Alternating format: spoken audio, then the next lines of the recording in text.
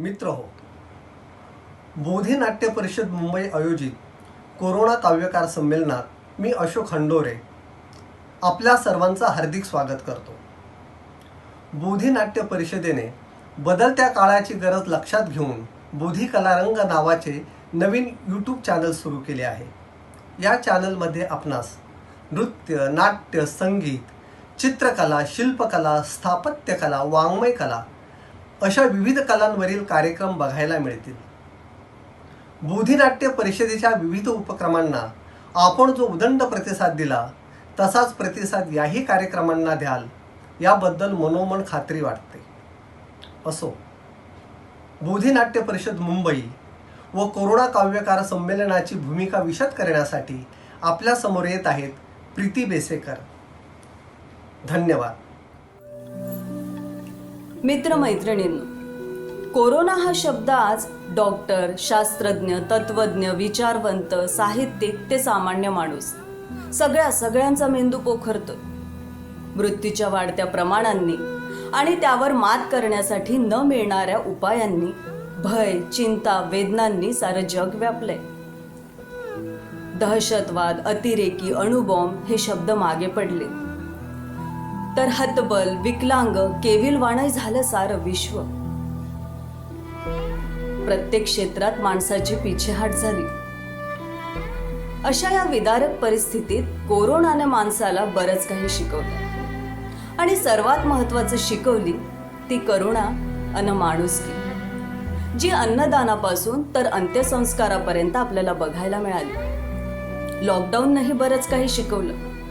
घरातल्या कैदेत स्वातंत्र्याचा नवा अर्थ कळला. जीवनासाठी काय हवं, काय नको, काय गरजेचं आहे तर काय वाळफळ आहे याचं भान दिलं. जगण्याकडे, कुटुंबाकडे बघण्याचा नवी दृष्टी दिली. अंधश्रद्धा गळून पडली. मानवतेनं मनाचा ताबा घेतला. अत्यावश्यक सेवा देणाऱ्यांप्रती आदर वाढला. जगण्यासाठी चाललेल्या संघर्षाने विस्मृतीत गेलेली परोपकाराची भावना, प्रेम, करुणा, मानवता, ज्ञान अज्ञानाच्या या शिकवणुकीला उजाळा दिला. सोशल डिस्टन्सिंगने स्पर्शाची व्याख्या समजवली. सामाजिक भेदभावाच्या, विषमतेच्या, अमानुषतेच्या, दाहकतेची जाणीव करून दिली. सर्व अर्थानं शिक्षण मिळालं. काही स्वार्थापोटी माणुसकीला काळिमा फासणाऱ्या संतापजनक घटना घडल्या, पण त्या सुधारून, झालेल्या चुकांची दुरुस्ती करून हे जग पुन्हा सुंदर करण्यासाठी आपली बुद्धी, ज्ञान, विज्ञान खर्ची घालण्याचा प्रेरणादायी हा काळ पुढचा काळ असेल असा भरभक्कम सकारात्मक आशावाद. आणि हा आशावाद वैश्विक जीवनमूल्यांची समतोल साधेल असा विश्वास बोधी नाट्य परिषदेला वाटतो.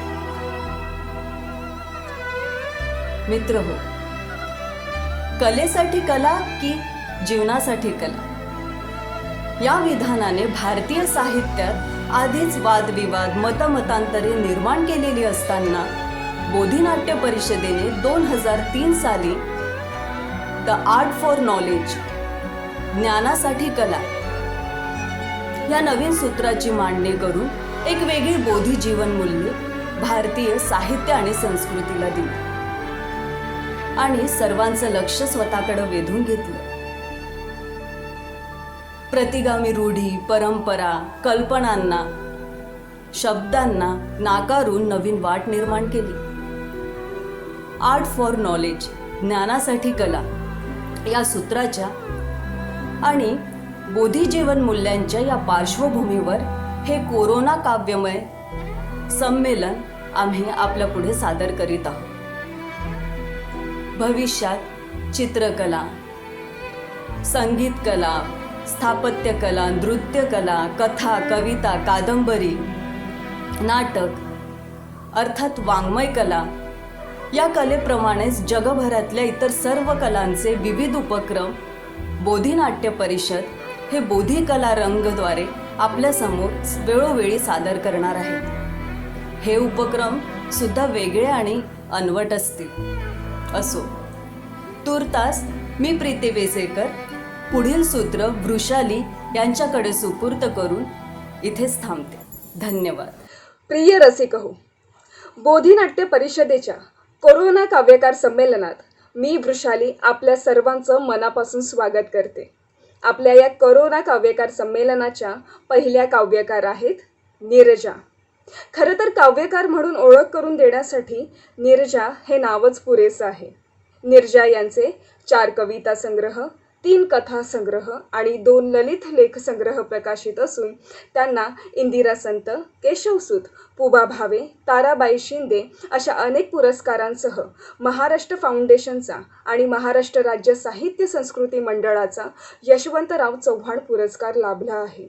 शिवाय त्यांनी पुणे येथे संपन्न झालेल्या 4थ्या सम्यक साहित्य संमेलनाचे अध्यक्षस्थानही भूषवलं आहे. चला तर मग अशा दिग्गज सशक्त कवयित्रीची आपण एक आगळी वेगळी कविता ऐकूया. आपल्या समोर येत आहेत नीरजा. नमस्कार. कवितेचं नाव आहे कुठल्या बिंदूवर.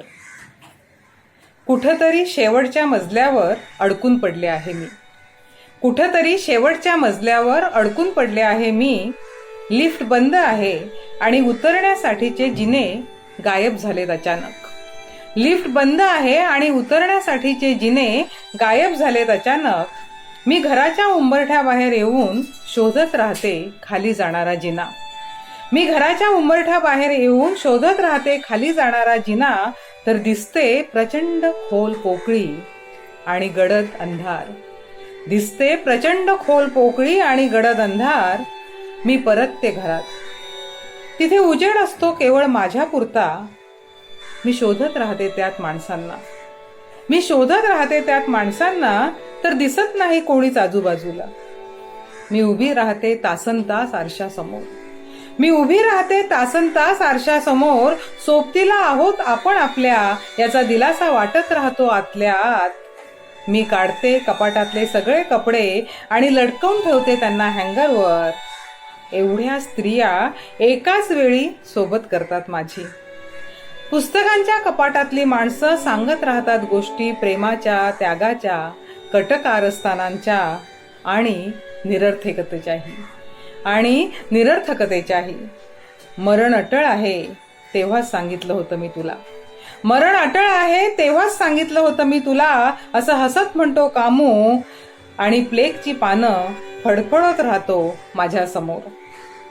एक साथ कशी दूर करू शकते अनेक साथीदारांना. एक साथ कशी दूर करू शकते अनेक साथीदारांना. याच्या कहाण्या उलगडत जातो तो इतिहासातले दाखले देत. तेव्हा उमळून येतं आतून. तेव्हा उमळून येतं आतून. लोक रडत राहतात भीषण व्हिडिओमधून, ऑडिओमधून. कोणकोणत्या भाषात बोलत असतात ते. कोणकोणत्या भाषात बोलत असतात ते. सांगत राहतात माणसांची साथ सोडण्याचे आणि स्वतःला कायमचं एकटं करण्याचे फायदे. मृत्यूविषयीचं एकच वाक्य उच्चारत असतात पुन्हा पुन्हा आणि कोणालाच कळत नाही नेमकं काय बोलत आहेत ते. मृत्यूला कवटाळण्यासाठी कित्येकदा उभी होते मी. मृत्यूला कवटाळण्यासाठी कित्येकदा उभी राहिले होते मी. आत्महत्येच्या टोकावर सहज खेळायचे लपंडाव त्याच्याशी. मित्रच होता तो माझा जुना. मित्रच होता तो माझा तसा जुना जाणता. मग आज का आलाय तो असा वैऱ्यासारखा. मग आज का आलाय तो असा वैऱ्यासारखा. एकटेपणाचं भयान गाणं गात. इमारतीच्या शेवटच्या मजल्यावर उभी आहे मी. इमारतीच्या शेवटच्या मजल्यावर उभी आहे मी. वाटा अदृश्य झाल्यात अचानक कुठल्याही उतारावरून उतरण्याच्या. आणि मला कळत नाही कोणत्या बिंदूतून सुरू झालं होतं माझं आयुष्य आणि कुठल्या बिंदूवर संपणार आहे ते नेमकं. आणि कुठल्या बिंदूवर संपणार आहे ते नेमकं. धन्यवाद. धन्यवाद नीरजाताई. रसिकहो, आता आपल्या समोर येत आहेत कोरोना काव्यकार संमेलनाचे दुसरे काव्यकार माननीय प्राध्यापक डॉक्टर अशोक इंगळे. डॉक्टर अशोक इंगळे यांचा एक कविता संग्रह, 2 समीक्षा लेख संग्रह व डॉक्टर बाबासाहेब आंबेडकरांनी विद्यार्थ्यांसमोर दिलेली भाषणे इत्यादी ग्रंथ प्रकाशित असून पहिल्या ग्रामीण आंबेडकरी साहित्य संमेलनाचे अध्यक्षपद भूषवले आहे. फुले आंबेडकरी वाङ्मय कोश मंडळाच्या संपादक मंडळात सदस्य, तसेच मराठी भाषा लेखन कौशल्य पाठ्यक्रमातील पुस्तकाच्या मुख्य संपादक मंडळात सदस्य म्हणून सक्रिय सहभाग नोंदवला आहे. युद्धपक्षी या कविता संग्रहातील कवितांचा हिंदी व बंजारा भाषेत अनुवाद झाला असून यांनी लिहिलेल्या समीक्षा ग्रंथांना व काव्यसंग्रहांना डॉक्टर बाबासाहेब आंबेडकर आंतरराष्ट्रीय ग्रंथ पुरस्कार मिळाले आहेत. बँकॉक, थायलंड तसेच लोकानुकंपा व अस्मितादर्श सारख्या अनेक राज्यस्तरीय उत्कृष्ट वाङ्मय पुरस्काराचे ते मानकरी आहेत. चला तर ऐकूया माननीय डॉक्टर अशोक इंगळे सरांना. कवितेचं शीर्षक आहे रस्ते वेदनेनं विवळत आहेत. रस्ते वेदनेनं विवळत आहेत. पोटाची भूक शर्मिंदा होऊन, पोटाची भूक शर्मिंदा होऊन माणसं मृत्यूच्या दारी ओढली जात आहेत. पोटाची भूक शर्मिंदा होऊन माणसं मृत्यूच्या दारी ओढली जात आहेत. कुठलाही ओलावा गवसत नाही तेव्हा, कुठलाही ओलावा गवसत नाही तेव्हा माणसं मरणांचे मुहूर्त शोधत आहेत. माणसं मरणांचे मुहूर्त शोधत आहेत. हे रस्ते दुःखाची पायवाट चालतात. हे रस्ते दुःखाची पायवाट चालतात. रेल्वे वाटेचं दुःख झेलतात. डोईवर ममतेचं आभाळही पेलतात. हे रस्ते नात्यांची ओढाताण करतात. हे रस्ते नात्यांची ओढाताण करतात. हे जथ्थे पाखरांना कडेवर घेऊन निघालेत. हे जथ्थे पाखरांना कडेवर घेऊन निघालेत. झाडांच्या मुळांकडे, मृत्यूंच्या डोहाकडे. एका व्हायरसने यांची निब्बर केलीत मन. एका व्हायरसने यांची निब्बर केलीत मन. आता नदीचे झरेही आटलेत गावाकडे. आता नदीचे झरेही आटलेत गावाकडे. हे फाटलेल्या जिंदगीचे सलणारे ओझे. हे फाटलेल्या जिंदगीचे सलणारे ओझे ढूस म्हणून मजुरांना फेकून देता येत नाही. ढूस म्हणून मजुरांना फेकून देता येत नाही. इतका रगडला आहे त्यांचा जीव संसाराच्या चक्कीत. इतका रगडला आहे त्यांचा जीव संसाराच्या चक्कीत की रस्ते वेदनेनं विवळत आहेत. की रस्ते वेदनेनं विवळत आहेत. धन्यवाद. धन्यवाद इंगळे सर. मित्र हो, यानंतरच्या काव्यकार आहेत कविता मोरवणकर. कविता मोरवणकरांचे 2 कविता संग्रह, एक बालकविता संग्रह प्रकाशित असून अनेक नाटकांचे लेखन त्यांनी केलं आहे. नारायण सुर्वे, अनिल साठे आश्वासक कविता, रमेश पवार काव्यसंग्रह, विठ्ठलराव बोबडे काव्यसंग्रह, दीनमित्रकार साहित्य, काव्य किरण मंडळ, कवयित्री शांता शेळके साहित्य गौरव, खानदेश कन्या स्मिता पाटील साहित्य, रमाईची लेख, ज्ञानज्योती सावित्रीबाई फुले अभिज्ञा, समाजभूषण, अहिल्याबाई होळकर पुरस्कारांसह आदर्श शिक्षिका असे कितीतरी पुरस्कारांच्या कविता मोरवणकर मानकरी आहेत. तेव्हा ज्यांच्या नावातच कविता आहे अशा काव्यकार आपल्या समोर येत आहेत. माननीय कविता मोरवणकर. लॉकडाऊनच्या कवितांचे काही तुकडे मी आपल्या समोर सादर करणार आहे. पहिला तुकडा. काही अंतरच उरलंय समजावून सांग पावलांना. काही अंतरच उरलंय समजावून सांग पावलांना. अजून नाही दिसत घराचं छप्पर. गावची वेस ओलांडून नदीच्या पल्ल्यात वाढ बघतोय उंबरठा. अंगणातल्या पारिजातकाचा गंधही हुंगायचाय तुला. तोपर्यंत श्वास सोडण्याची मुभा मी मलाही देऊ शकत नाही. मी मलाही देऊ शकत नाही. पुढचा तुकडा. गाव कुसाळातलं सुख अनुभवणारी मी या सोशल डिस्टन्सिंगने पोखरून गेले आतून. पिळवटून निघालाय मनाचा तळ. मी खोलवर रुतलाय त्यांच्या नजरांचा विखारी काटा. मी वाट बघते हे विषाणूजन्य वादळ शांत होण्याची. मला माफी मागायची आहे गाव कुसाबाहेरील हरेक माणसाची. मला माफी मागायची आहे गाव कुसाबाहेरील हरेक माणसाची. पुढचा तुकडा. या कलेकलेने वाढणाऱ्या चंद्रात मी शोधत होते ठाकरीची छबी. पण दिसला नाही एक कवळसाही. आज मात्र रेल्वे रुळावर विखुरलेल्या मजुरांच्या छिन्न विछिन्न देहात भाकरीचा पूर्ण चंद्र पाहिला मी. भाकरीचा पूर्ण चंद्र पाहिला मी. पुढचा तुकडा. अर्थव्यवस्थेचा मोडलेला कणा पूर्ववत करण्यासाठी आता मजुरांचे कृत्रिम हात आणावे कुठून? मातीत गाडलेल्या मजुरांच्या हातांना पालवी फुटण्याची वाट पाहावी का?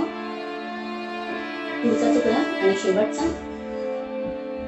कधी काळी या विहिरीचं पुनरुज्जीवन करण्यासाठी केलं उत्खनन मी सापडले जर का मजुरांच्या हाडांचे अवशेष, तर समजून जा की ते या व्यवस्थेचे भूकबळी होते.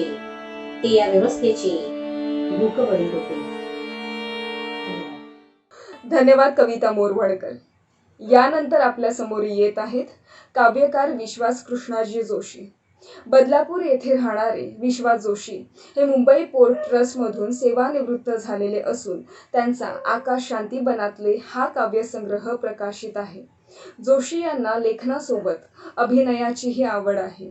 BPT कामगार कल्याण केंद्राच्या एकांकिका व नाट्य स्पर्धेत अनेक नाटकांतून विविध लक्षवेधी भूमिका करून त्यांनी अगणित पारितोषिके मिळवलेली आहेत. तेव्हा अभिनेते व काव्यकार विश्वास जोशी आपल्या समोर आपली कविता घेऊन येत आहेत. माझ्या कवितेचं नाव आहे कोरोनाची सावली.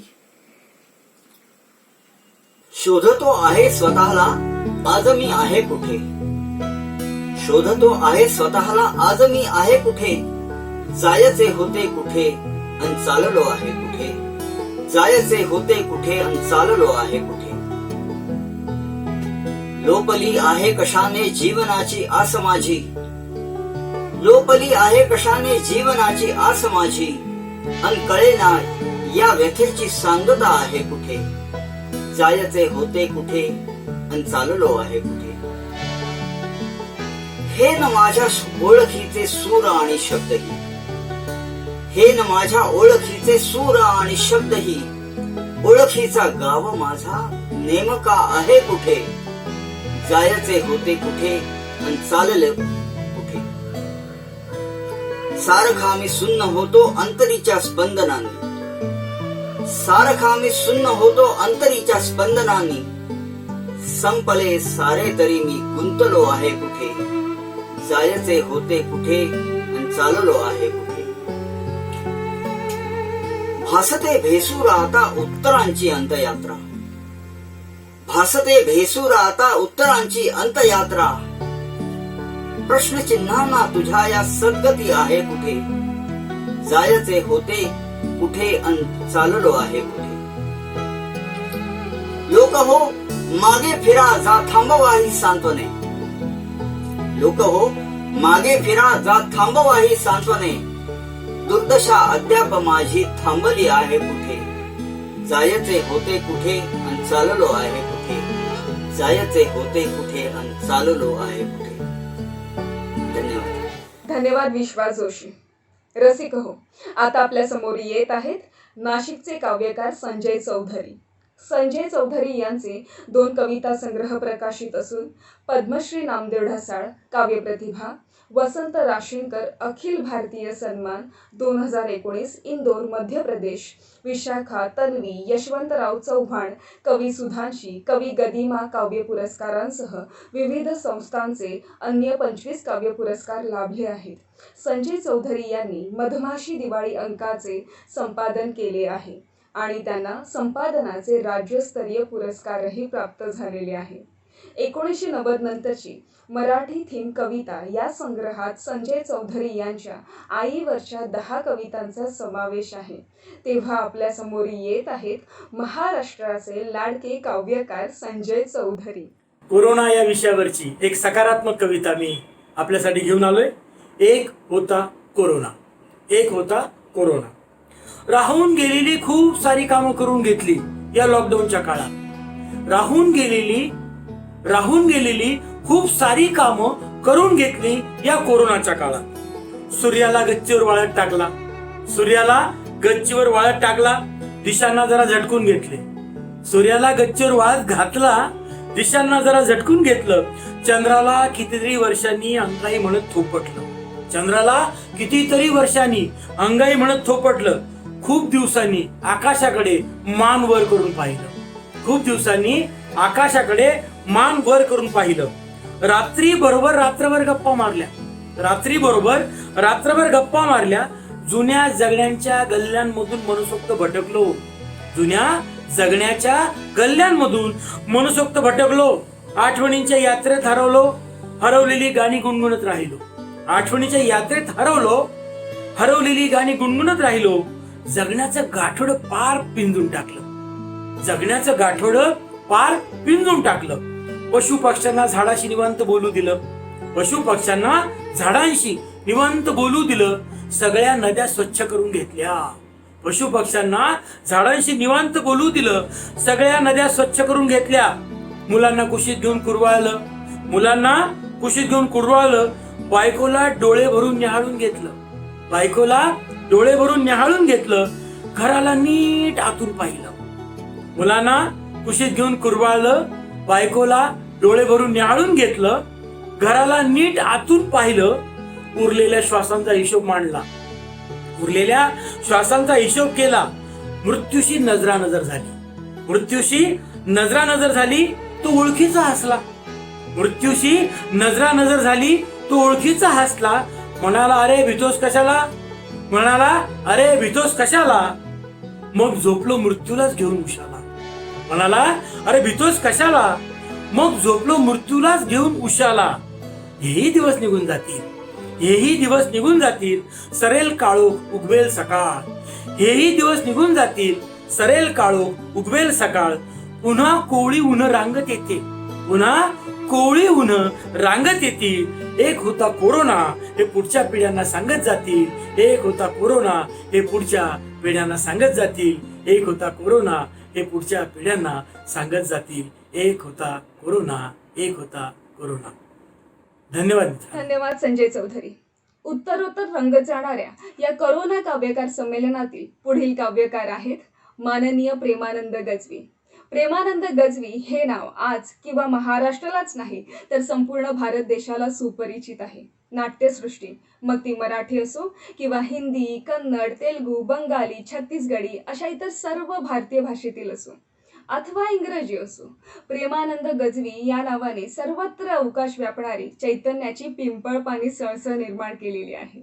15 नाटकं, 6 एकांकिका संग्रह, 1 काव्य संग्रह, 2 कथा संग्रह, 2 कादंबऱ्या, दूरदर्शन मालिका, 5 महाराष्ट्र राज्य वाङ्मय पुरस्कार, महाराष्ट्र साहित्य परिषद जीवनगौरव पुरस्कार, तद्वतच भारताचा 5000 वर्षाचा सामाजिक, सांस्कृतिक, राजकीय, धार्मिक चळवळीचा संशोधनात्मक इतिहास मांडणारे 4 वैचारिक ग्रंथ, शिवाय ज्ञानासाठी कला हे सूत्र सिद्ध करणारी नवी वाङ्मयीन मांडणी करून मराठी साहित्याला प्रगल्भ असा विचारप्रवण आयाम देणाऱ्या माननीय प्रेमानंद गजवी यांनी 99व्या अखिल भारतीय मराठी नाट्य संमेलनाचे अध्यक्षपद भूषवलेलं आहे.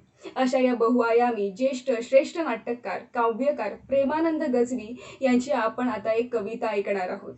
पण रसिक हो, काही अपरिहार्य कारणांमुळे माननीय प्रेमानंद गजवी इथे स्वतः आपली कविता सादर करू शकत नसल्याने त्यांची कविता माननीय आनंद जाधव सादर करणार आहेत.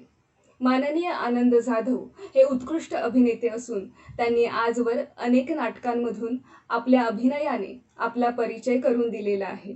तेव्हा माननीय प्रेमानंद गजवी यांची कविता घेऊन येत आहेत माननीय आनंद जाधव. गम्य अगम्य. गम्यतेला ओढ अगम्यतेची. गम्यतेला ओढ अगम्यतेची. गम्य अगम्य चेतवी अध्यात्म. गम्य अगम्य चेतवी अध्यात्म. अध्यात्मे चिलीम कोरोना करी. अध्यात्मे चिलीम कोरोना करी. अशी ठासली फाटली दीड हात. अशी ठासली फाटली दीड हात. कुठे नेले देवादिक. अशी ठासली फाटली दीड हात. कुठे नेले देवादिक. भयकारी मरणाच्या दारी. भयकारी मरणाच्या दारी. मरण सोहळा. प्लास्टिकला देव. प्लास्टिकला देह, नाळ नात्यांची जाळली. प्लास्टिकला देह, नाळ नात्यांची जाळली. नाळ नात्यांची जाळली. धन्यवाद प्रेमानंद गजवी सर आणि आनंद जाधव. रसिक मित्र हो, चंद्राच्या नाही तर कवींच्या शब्द कलाकलांनी वाढत आणि रंगत जाणारे हे कोरोना काव्यकार संमेलन आता समारोपाकडे आले. ते अधिकाधिक बहारदार आणि अविस्मरणीय करण्यासाठी आपल्या समोर येत आहेत डॉक्टर महेश केळुसकर. डॉक्टर महेश केळुसकर यांचा कसा परिचय करून द्यावा हा माझ्या पुढे उभा राहिलेला आभाळा एवढा प्रश्न. काही माणसं जन्मताच मुठीत आभाळ घेऊन जन्मतात आणि पुढे संपूर्ण आसमंत आपल्या कर्तृत्वाने व्यापून टाकतात. डॉक्टर महेश केळुसकर सरांनी आकाशवाणीत नोकरी सांभाळून मराठी साहित्याला समृद्ध केले. त्यांनी 2 कादंबऱ्या, 9 कविता संग्रह, 1 साहित्य आणि समीक्षा, 1 पिंगुळी या लोककलेवरचा अध्ययन ग्रंथ, 1 कथासंग्रह, 1 बालकथा संग्रह, 1 चरित्र व्यक्तिचित्रण समीक्षा ग्रंथ, 1 ललित आणि 1 विनोदी अशा अनेक विषयांच्या ग्रंथाचे लेखन केले. विविध विषयांवरील अनेक व्याख्यानं देऊन आपला अभ्यास वक्तृत्व सिद्ध केले. सरांना आरती प्रभू, अका प्रियोळकर, भाऊसाहेब वर्तक, यशवंतराव चव्हाण सांस्कृतिक प्रतिष्ठान आणि वाङ्मय राज्य ची जोशी पुरस्कार लाभले असून त्यांनी कोकण मराठी साहित्य परिषदेचे अध्यक्षस्थानही भूषवलेलं आहे. हे असं चतुरस्त्र व्यक्तिमत्व आपल्यासमोर येते ज्याचं नाव आहे डॉक्टर महेश केळुसकर. ज्यांच्याकडे काहीच मार्ग असणार नाही जगण्याचा, ज्यांच्याकडे काहीच मार्ग असणार नाही जगण्याचा, ते रस्त्यावर येणारच नाहीत असं तुम्ही खात्रीनं सांगू शकणार नाही. ज्यांच्याकडे काहीच मार्ग असणार नाही जगण्याचा, ते रस्त्यावर येणारच नाहीत असं तुम्ही खात्रीनं सांगू शकणार नाही.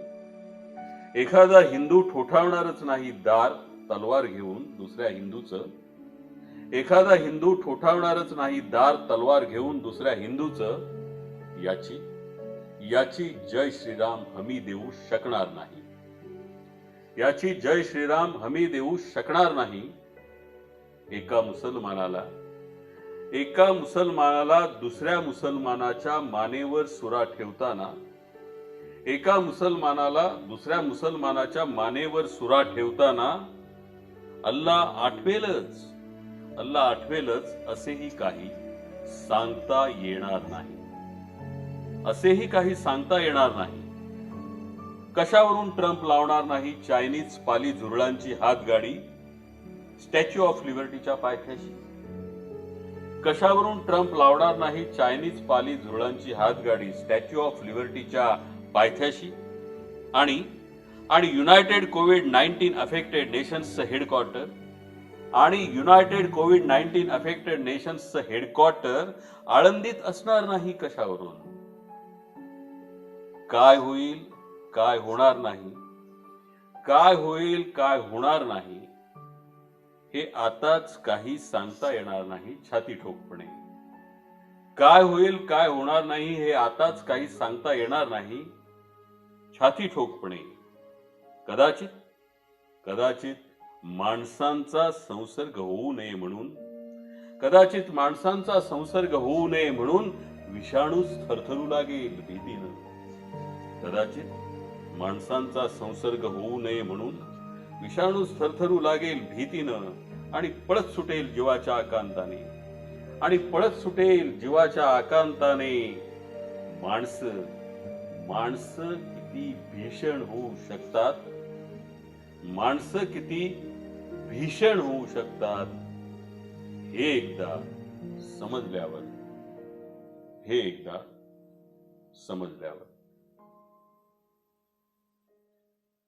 धन्यवाद सर.